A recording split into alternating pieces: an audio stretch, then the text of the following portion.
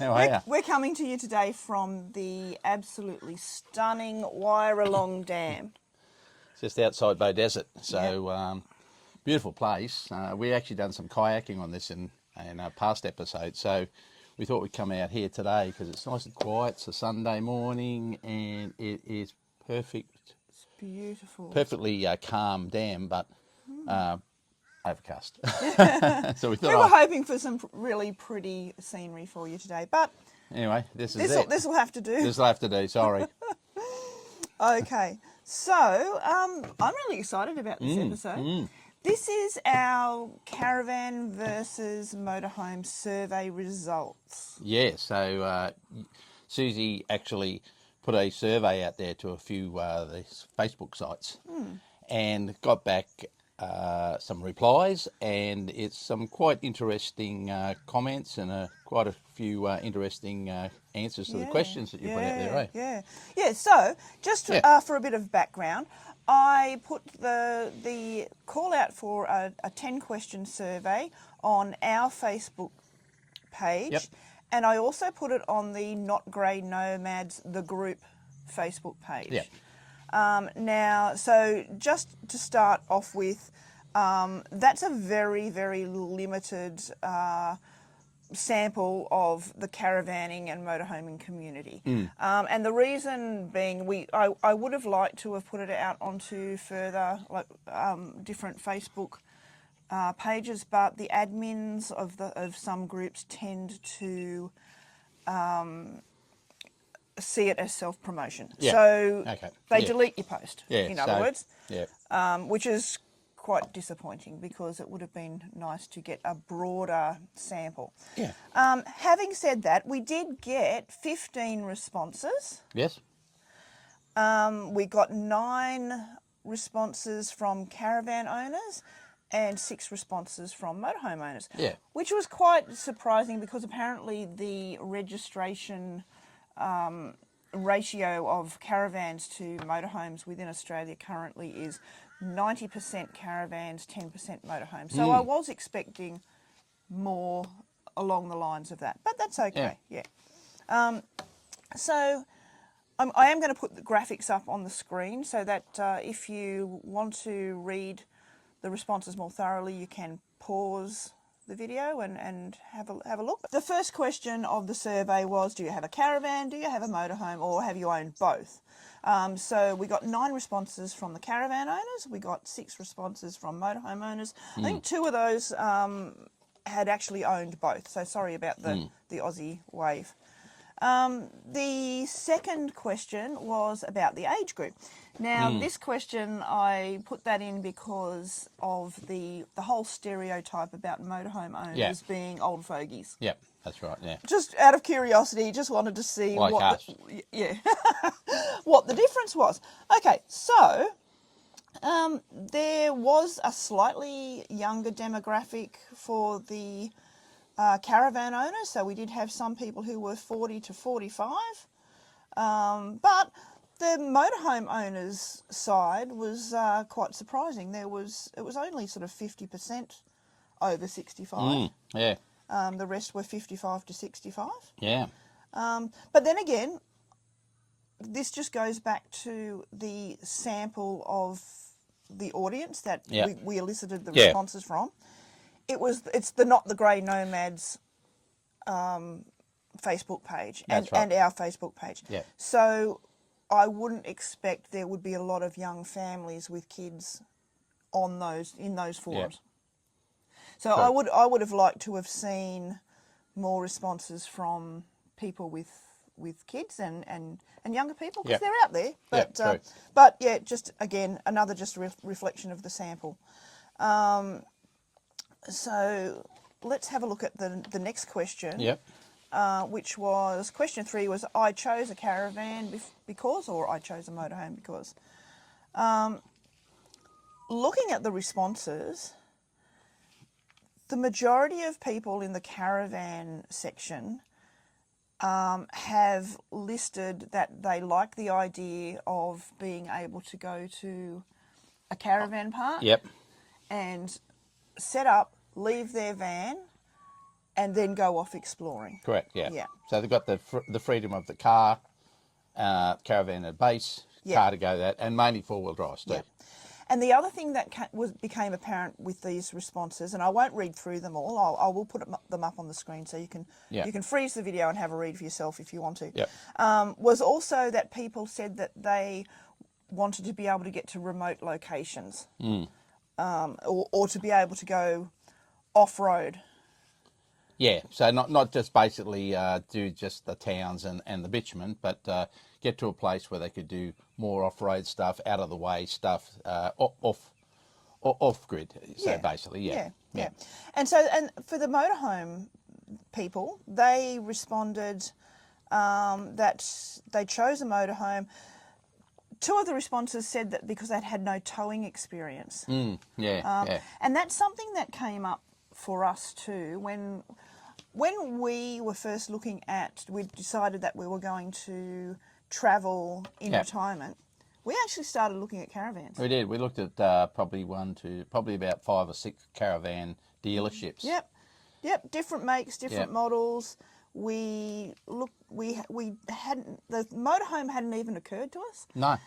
And then we looked at that, and then we realised that we would also need, obviously, a tow vehicle. Yeah, that's right. We didn't have a big four-wheel drive vehicle. No, we only basically had just a basic car. So we looked at that and then realised that most of the caravans we were looking at, we'd have to have a big tow vehicle. So that was another probably $100,000. So, yes. So some other responses from the I chose a motorhome because ease of driving, ease of setup. Yep. Mainly easy. They said it was easier just to pull up and turn around and walk into your apartment. You knew what was going on too in a motorhome. So if there was something crashing and banging in the back of a caravan, you probably found that you didn't know until you pulled up. It was on the ground rolling around for the last 100 kilometres or something. Okay. So let's go on to question 4. That one was I usually travel with. So this was another one, just a question to find out, who are they travelling with? Yeah, that's right, yeah. I was hoping to get some more families and more children, but we, didn't elicit that response, and then that's obviously, again, goes back to the sample of where we got the responses that's from. That's correct, yeah. Most of the, we've got the results were more caravanners travelled with a pet. Yep. Well, we got a couple there. We had actually 3 responses. They travel with their dog or pet. And the motorhome owners, partners. There's one travelling solo, but all partners and one person with a dog. So that's interesting too. So question 5. How long does it usually take you to set up? Oh, yeah, that's interesting. Okay, so the caravanners, we had anything from 10 minutes to 1 hour. Yeah. And for the motorhome owners, anything from 1 minute to 30 seconds. So it's 30 minutes. Sorry, 30 minutes, sorry. So it seems to me that the caravanners, and it's something that we sort of assumed, is that caravans would generally take longer to set up. Yeah. But then it's also is your definition of setting up. Setting up, yeah. If setting up is just pulling up, leveling, unhitching, but then some people's definition of I'm getting bitten real bad. That's a welt. Okay, we were just at Warralong Dam trying to do our caravan episode.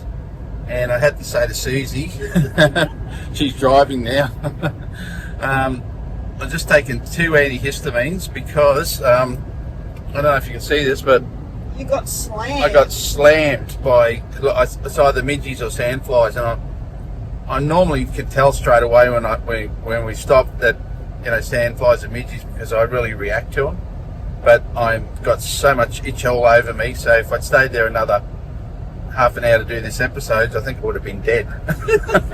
So we're heading home to finish the episode, and that's just one of them on the side of my face. Just one little bite got me there. Massive big welt. And I've just welted all over my legs and my arms. So, and true to form, I left the insect repellent at home. So another rookie error there. But anyway, so we're heading home. So we'll finish this. You'll wonder why we're at home. Yes. That's why. So this is dedication to our viewers. yeah, this is what we did. This is what we do. We said yesterday that we'd go out to a nice spot, and I said to Caesar, "Oh, Warralong Dam's really nice," and we head out that way, and it's a nice dam and nice background and that, and then lo and behold, we get out there and the midges. We've been out there before kayaking, and but it was really windy last time, so they probably blew all the midges or sandflies or whatever these goddamn mongrel things are. And anyway, this time they made up for it. They got double hit. And Susie's normally the one that reacts. She's I'm usually the barometer when it comes to bites in the area. If the Susie alarm goes off, then we're back in the car and go. But no, this time it was me. So I'm the delicate little flower this time. Yeah. But this is what we do for to get our content. We take on the worst of nature to bring you the best. And lose. Lost this time. Anyway, ciao for now. Okay, we're back. You want to tell them what happened? I did a little. Well, I think you did tell them on the way back in the car. We're back. Chachi's a bit traumatised. You would be if you got bitten by a big bug this big on the side of the face, latched on. I had to pull him off like. Ugh. It was about that big. I'm a sensitive flower. Anyway. Okay, right. So I do believe that we were in the middle of explaining that when we first were talking about travelling, we looked at caravans and tow vehicles. Yes. And then this one particular day, we happened to be at Jayco, at Brisbane Camperland. We were looking at the caravans. Go across the road. And we went, we said, here's a bit of a joke. Let's go look at the motorhomes. Yeah, let's go look at the old fogies use. And we went over there and we went into, I do believe it was this model. Yeah. You sat in the driver's seat, I sat in the passenger seat, and we sort of looked at each other and thought, actually, we like this. This is not too bad. I can reach the fridge from the passenger compartment. Spoken like a real wino. But no, it did. Yeah, it kind of hit us both together. I looked at her, she looked at me, and we went. And then we started researching things like, the little tow cars and that sort of thing.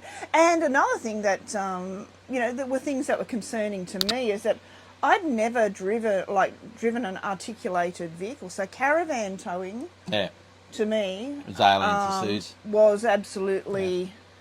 It was pretty alien really to me too, because I mean, I've driven trucks all my life and towed things all my life, and had a Jayco camper van, which was very similar, towing behind a car, but nothing to that size or that extreme. So so that was kind of like a bit of an eye opener, you could say. Yeah. And then we just decided, we'll go that way. But don't get us wrong. We researched the caravans inside and out, and went and saw a lot of different varieties. And I guess that's one of the reasons why we wanted to do this episode, was just to see people's choices and what drives people to choose what they choose, the method that they choose. The method of travel that they choose. Yep. So it's quite interesting, isn't it? So okay, so I think we did the setup. I think we did the how long it takes to set up, and it was just dependent on what your class is setting up. You know, if you've got privacy screens and dog fencing and that sort of thing, it's going to take longer. And mats outside and awnings. If you got to put them up manually, you've got automatic awnings, and how long you're going to stay. So where you might just pop up. And we also have a setup. We probably didn't go through our setup, but it probably takes us anything from probably 10 to 20 minutes, because in our setup we've got to unhook the chimney, which means we've got to put all the latches and the cables and the clips and the electrical cable, etc. Get them all off, and then in some circumstances we take the actual whole A-frame off and put it in the back of the chimney, depending on what we're doing. And as we get further into this, if we're just travelling and we know we're only going to be here at night and we don't need the chimney, we'll leave it hooked up. Just leave it hooked. And I think ours would average about 10 to 15 minutes at the most. Yeah. Okay, so the next question number 6, was, what do you think are the pros of caravanning or the pros of motorhoming. So this was another overwhelming one where pretty much everybody in the caravan side, they get to use their car separately. Yep. Yep. And then with the motorhomes, they thought the pros were the ease of the setup, the driving, and not having to tow, and being able to access their living space without having to exit the if vehicle. If it's raining or whatever, they without can just going outside. So there's no stabilising, etc. So that was really good. Yeah. So and when you think about that, I mean, with having you can easily counteract that with the motorhome if you have a little tow vehicle. Yes. But that was overwhelming. Use of the car. Yeah. Was and also being able to and it being a 4-wheel drive. Most of the vehicles they can go other places. And conventional vehicles, yes. So that was pretty good. So question number 7. Yeah. All right. What do you think are the cons? Yeah. Okay. So with the caravans, hitching, unhitching chains in bad weather, difficulty manoeuvring into sites. One person said that they fear driving down the road and having to back out again, and parking in town for lunch can be a problem. So that was pretty much just the hitching and unhitching and tight caravan parks. Yeah. That sort of thing. The cons for motorhomes, the accommodation is the transport. Correct. So when you're just thinking of them, So another one and you don't have the car. Yeah. So, you need to have all your provisions before you get to your camp. And I'd say with a motorhome too, compared to a larger caravan, it's the actual space. The motorhome, because it's your vehicle too, your space is limited compared to a caravan, where a caravan is a lot larger. And also, if you've got the vehicle to pull it, and I'm talking about, we've probably got the second highest per space for a Jayco, which is the 25.3. The 29.5 is the Iveco, and that's an extra metre longer. And that, compared to this one, is a lot different. The space is quite large because you've got your slide out's larger. It's longer. It's huge, and your actual shower space in that is about another metre larger. So that is it. Where I think caravans in the context of things has got a lot more room. They're a bit more spacious and a lot more bench space. So that's one thing I've noticed, the difference in caravans versus motorhome. But in saying that, I mean, you adapt probably to the space you've got. I'm going to throw a spanner in the works here with this question. What do you think are the cons?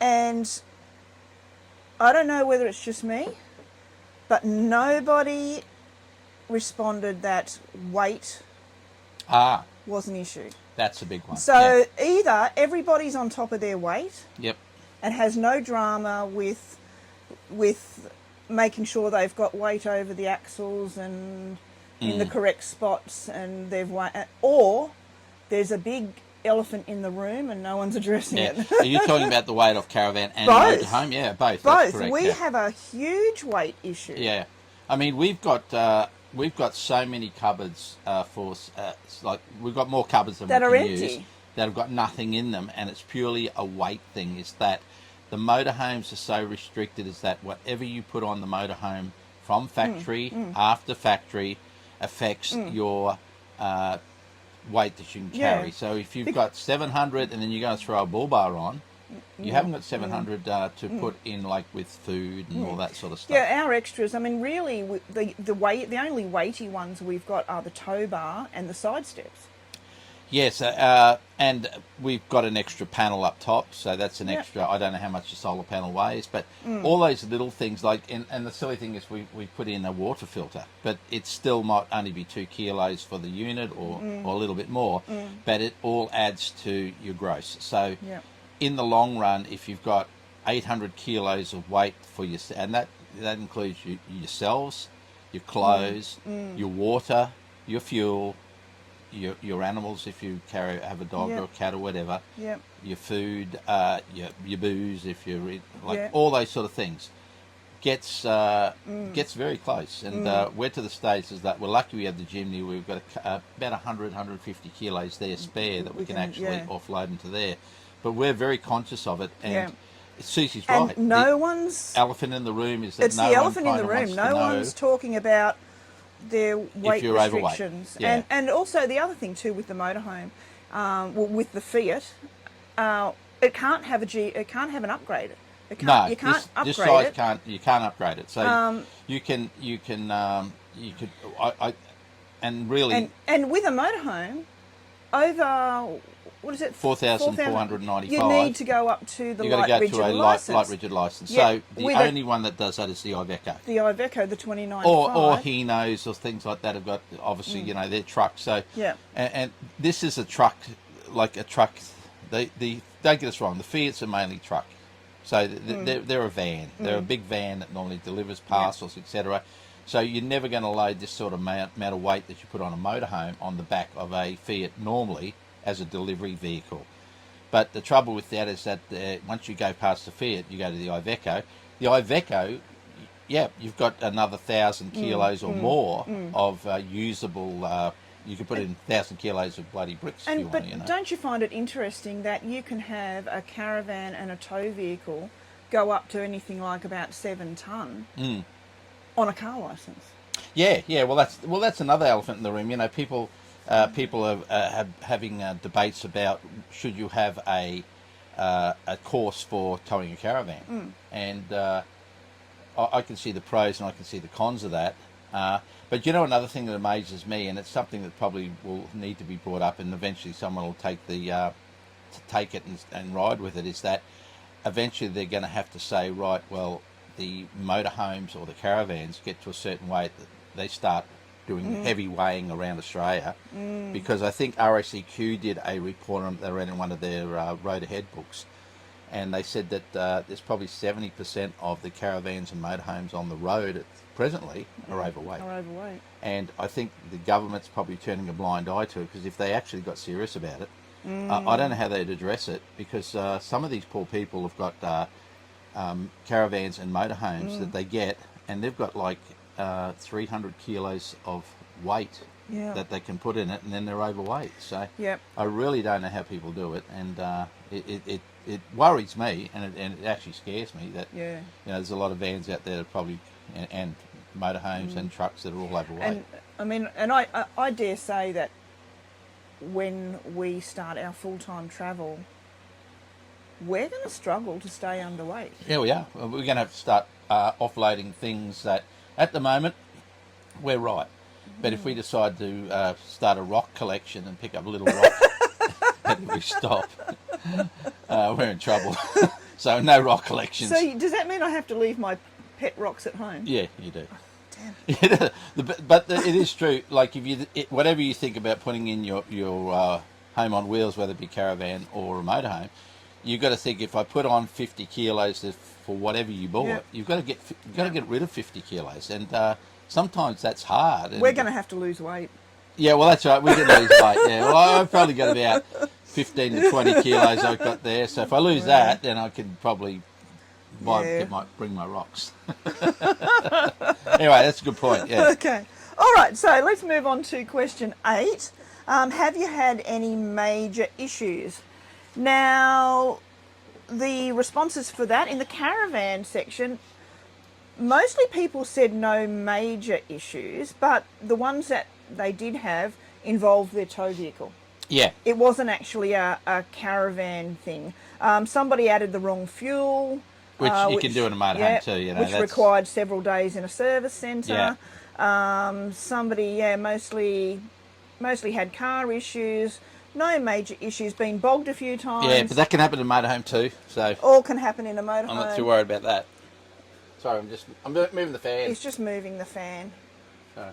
There we go. That's better. It's getting hot. It's getting hot. Bloody hot. All those welts all over your face. It's no wonder. Our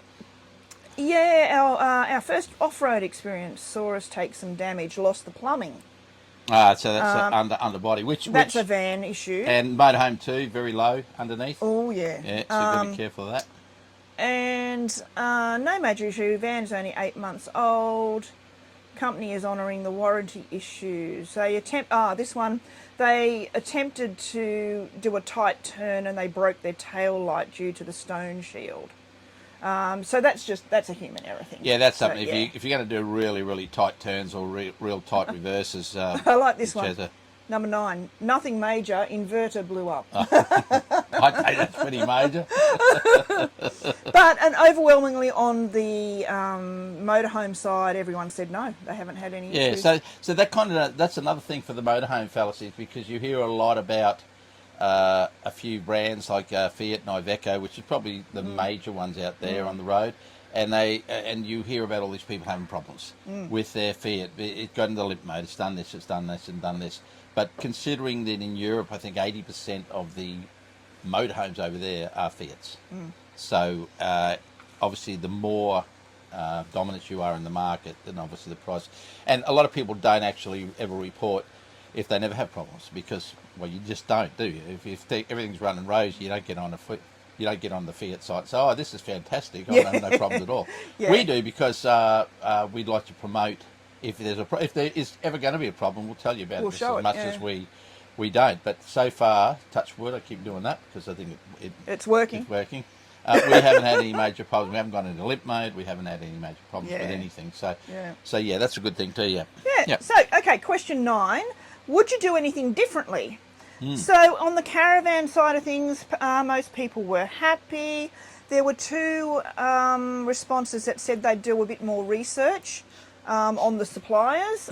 Things like honouring warranty, servicing, that sort of thing. That's another big thing, in elephant in the room for a lot of people. Yeah, and another 2 people said they would get a bigger setup, a bigger van. Yeah, and this, I think with caravans, we saw so many pop tops and slide outs and beds at the end and this and then solid ones, and there's so many varieties of those, and then again there's a fair few varieties of floor plans for motorhomes too. So yeah, and on the motorhome side, we had a couple of respondents who had also had caravans before they got the motorhomes, and they both said that they would have gone motorhome first and not chosen a caravan. Oh, there we go. Which is quite interesting. So yeah. And then another one said, "Would you do it any differently?" Said, "I would have done it sooner." So yeah, I presume that would have been sooner than like waiting to do it. Just got out there and started doing it. So so that's quite interesting. Okay, and question 10. Let me just turn the page. Is that lucky last? Lucky last. Oh, lucky last. Okay. And it's this question said, "Is there anything else that you would like to tell us?" So that was just an opportunity to open the forum open to let us know anything else. Some people on the caravan side, good roadside assist. Yes. This person did actually mention that the weights and your measures are important, and it can be dangerous, and you can be uninsured if you don't abide by those things. I don't know how often that's happened, but it's obviously out there. If you're actually overweight, then it's illegal, and insurance companies can come back. I've often wondered, like when I lay asleep at night time, okay, that if you were to have an accident and your caravan's blown out all over the road, do they just come along and they pick all the pieces of the caravan up, take them away, and then weigh it? Yeah, well, I did actually see someone that when the tow truck came, they loaded everything into a tow truck, and someone got a trailer and then had to go to the holding yard and get the gear that, like their clothes or whatever things weren't damaged, out of the caravan or the motor. I don't know about the motor. Yeah, but do they weigh it and then report to your insurance company? I don't know. Well, the thing is, an assessor, you normally can't touch anything until an assessor's been out. So I guess that's purely up to the insurance company if they come out and they think that, that, and also it could be the police report, because obviously if your caravan or motorhome's scattered over the road, it's a major impact to the road, so obviously a police would be out there, and I presume the tow trucks would be there. You would think that you would lose like a tank of water and all well, that you sort probably of would, stuff, so and then if you want to be devious, like I could be, you'd be emptying your water and you'd be tossing stuff over the mountain that you think that's too heavy, that's gone. I just say, don't do that. I'm just putting it out there. Do as we say, not as we do. What's the old story? Good cop, bad cop. So the thing is, I just don't know how serious it's going to get, but I still reckon in the long run, it's got to get to a stage where that, and I say this in a nice way, that caravan industry builders and motorhome industry builders have got to get to the stage that they don't build motorhomes and caravans to the stage that you've got no no weight left, because what's the bloody point? Honestly, if you've got a caravan or a motorhome that you've got 300 kilos of weight, and by the time you both get in there, you're down to 200 kilos of weight or less, and then you put your dog in, and then you're down to 150, and then you got your pots, pans, linen, clothes, towels, toiletries, food, and and then that's before you even start putting in muck mats and a fire pit and your chairs and the things like your tire. Every single thing in there, down to your glasses and whatever, mats on the floor and this and that. How do you do it? I mean, you can't. There's got to be a limit where these people have got to become accountable. Yes, because at the moment it's buyer beware. Buyer beware, yeah. Because some people do your homework. And I look at a lot of different sites too. And there was one caravan guy that said, "I've got the caravan and I can't put myself in it."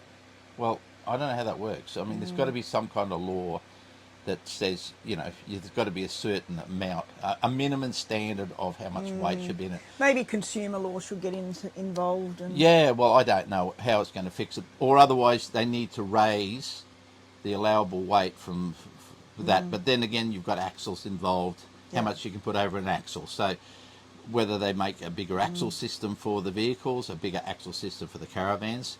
You can get upgraded weights through weights and measures, but it's a hell of a big job to do it. And it's not just a simple walk in there and I just want to add an extra 1,000 kilos of weight to my vehicle. There's just so many things that you've got to go through to get that extra plate put on your vehicle. So, yeah, it worries me because how do you do it? If you've got any answers to that, or if you've got any more suggestions, put them in the comments, because we would like to pursue that. And Susie loves Detective Susie. She loves. Oh, look, I would like to. Me. I would have loved to do a far more comprehensive and more in-depth survey, and gone into a few more issues and asked a few more of those questions, but because of the restricted forum that we could put this out to, it would take the cooperation of a few different Facebook groups, and which we don't have at the moment. not the Grey Nomads. If you're not on that site, it's a great site, and they're so they're very flexible with the types of posts that you can put up. And caravans, motorhomes, so. everything. So it's got nothing to do with a motorhome, caravan, pop top, whatever. It's a great site, and it's well administered, and we love it. The admins don't jump in unless they absolutely have to. And some of the other pages are just so restrictive. Yeah, but also it's very respectful site too. You don't get all the rubbish on it as much. Yeah. But we love them just for putting comments in it. We actually put a thing in about crocs. Yeah. That was quite funny. Anyway. But So there were just a few other things that people wanted to say. It took them a while to get their setup right. Somebody else was they hired a motorhome for a few weeks. Then they bought a camper trailer, they sold the camper trailer, bought the caravan, and then they found the caravan was more convenient. Yep. So there you go. And all the motorhomers were saying just basically live life and enjoy it and get out there, do it, don't leave things till tomorrow and have any regrets. So I think probably the overwhelming message from the information that we did gather was that it's all about the destinations, the places you want to visit, the destinations you want to go, as to what choice. So if you're looking for, you're never going to do the Gib in a motorhome. No, well, you could do it, but you wouldn't have any motorhome left. I don't because of the clearance. I mean, if you are the type, it's the type of travel you are too. If you want to just go to the towns, see all those sort of little quirky places, caravan parks. You want to stay on bitumen or a well-graded road, then caravan might be the go for you. And like motorhome. Motorhome might be the go for you. And then if you want to get to those little, areas that are going to take a four-wheel drive, maybe a Jimny Jayco might be the answer. Yeah. I'll just bring one more thing in there. Sure. And that is, we've got another episode coming up, which kind of then puts the thing about if you want to go four-wheel drive in a motorhome, Yeah. look out for that There episode. is an all-terrain option. Yeah, which we will explore. We'll explore that too. But in saying this, I think in the long run, what it comes down to is exactly what Susie said. It's a personal preference, and don't get me wrong. I love the idea. I love the caravans. Some of the caravans we saw were absolutely magnificent. Yeah. But And in our situation, getting a bit older and then hooking up and pulling down and chains and the whole lot, it just didn't feel for us. And I think it's just a gut feeling of what you like. And I mean, we love that some of these comments are done both, because that's really, really good. And some of them love the caravans. Some had started with motorhome, went to caravan. Some went caravan and then went to motorhome. So that might give you an idea. If you're sitting on the fence at the moment out there and thinking what to do, I think it gets down to what we were saying before, and just do your research. Go in there, get a feel of it. Make sure you get a car that suits the caravan, not the caravan. So, I mean, some people may already have the car, and 100%. The cheaper option is just to buy a van. That's right, yeah. To get you out and on the road and to get you out exploring. But some of these big caravans now you've got to have Chevys or the Rams to pull them. Which that gives it a whole new circuit then is fuel consumption and things. One thing that didn't come up there is probably fuel consumption. The Fiat actually gets very good fuel consumption. It's about 14 litres per 100, 15 litres per 100 when towing the Jimny, so it's only a litre per 100 extra to tow it. Where some people, we actually ran into a guy down at Tigeham, and he was telling you he had the big Ram there and a really big caravan. Didn't get to see inside of it, but he said he gets around about, he asked what we get, he said, I get about 24 to 26 litres 100. And I kind of went, holy moly. But it was a big rig and it was a big Ram, so so that also comes into it too, I guess, the fuel consumption, which a lot of people didn't mention there too, which is that. And I just want to make, just at the end here, I am going to throw some photos up over this part.